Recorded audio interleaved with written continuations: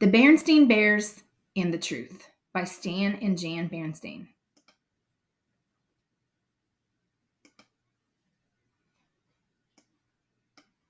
It was a lazy sort of day in bear country. The air was so still that the leaves on the big tree house where the bear family lived were hardly rustling. Except in the beehive, where the bees were always busy, nothing much seemed to be happening. It was the sort of day that sometimes leads to mischief. Inside the treehouse, brother and sister bear were sitting around not doing anything in particular. Brother was holding his soccer ball. He'd become interested in soccer and had been outside practicing free kicks. Sister was relaxing in an easy chair, thinking about what to do next. Neither Papa nor Mama Bear was around.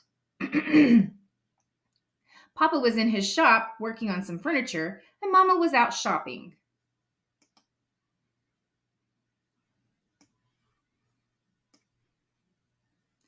I know what, said Sister. Let's go gather some wild blackberries. Brother thought about that. No, he said. Wild blackberries have too many thorns, and besides, the seeds get stuck in your teeth. Well, then, said Sister, let's go out and twist each other up on the swing and see who gets the dizziest. Brother thought about that. No, he said, that's silly, and besides, we did that yesterday. Sister became irritated and impatient with her brother. My goodness, she complained. You don't want to do anything. All you want to do is sit there and hug that soccer ball. I think you must be in love with that soccer ball. I am not, protested Brother. But I'll tell you something. I bet I can dribble this ball past you. Brother was a pretty good soccer player and a very good dribbler. But so was Sister. The only one who saw what happened next, besides the cubs, was a mockingbird who was perched on a twig outside an open window. Brother faced Sister. The ball was on the floor between them. First, Brother moved the ball with his right foot, then with his left, trying to trick Sister out of a position. Then, quick as a flash, he gave the ball a sharp kick with his right. It almost worked, but Sister was fast too. She reached out with her knee and blocked the ball, which bounced against a bookshelf, against a chair, against a footstool,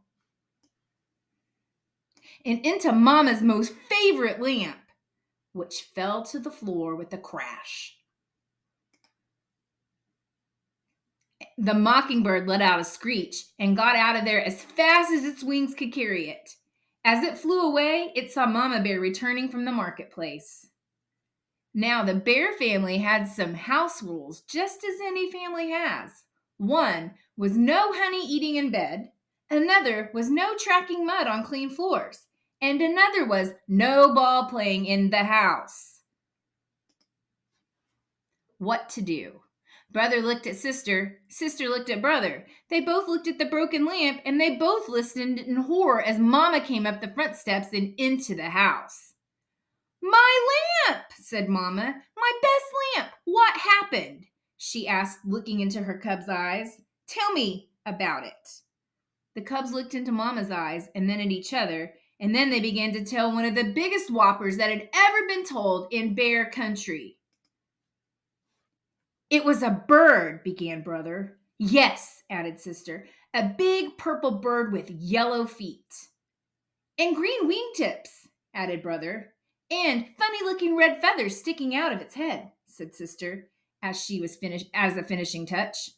As most lies do, the purple bird whopper got bigger and bigger and bigger.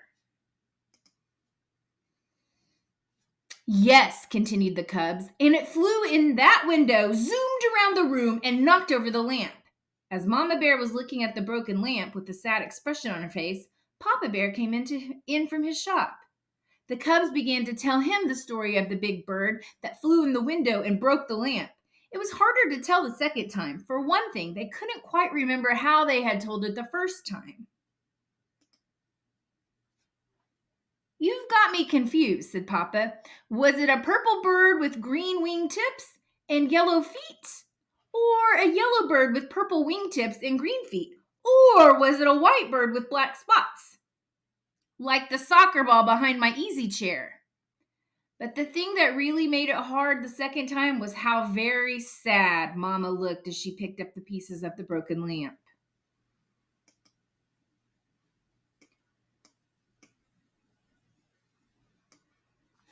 Mama, we're really sorry about the lamp, said Brother. Oh, yes, said Sister, picking up the last piece and putting it in the dustpan. Oh, said Mama, I'm not worried about the lamp. We can always get another lamp, and we can glue this one back together. What I'm sad about is the thought that maybe, just maybe, my cubs, who I've always trusted, aren't telling me the truth. And trust is not something you can put back together again. Both cubs started to talk at once. It wasn't a bird, said Sister. It was a soccer ball. And it was all my fault, shouted Brother. It was just as much my fault, shouted Sister. But they both shouted down by the phone, which rang loudly. It was Grizzly Gran inviting the Bear family for a Sunday visit. Hello, Gran, said Mama. Oh, everything is just fine here in the treehouse. How's everything with you? But Mama, protested Sister after Mama hung up the phone, you told Gran that everything is fine here, and it isn't really the truth. Oh, but it is, answered Mama. We've got two fine cubs who just learned a very important lesson about telling the truth. And what could be finer than that? Now let's help Papa glue the lamp back together. Nobody really expects cubs to be perfect, and from time to time, Brother and Sister Bear did forget the rules. Brother ate honey in bed a couple of times.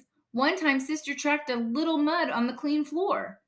And once or twice, Brother and Sister started to play ball in the house before they remembered not to.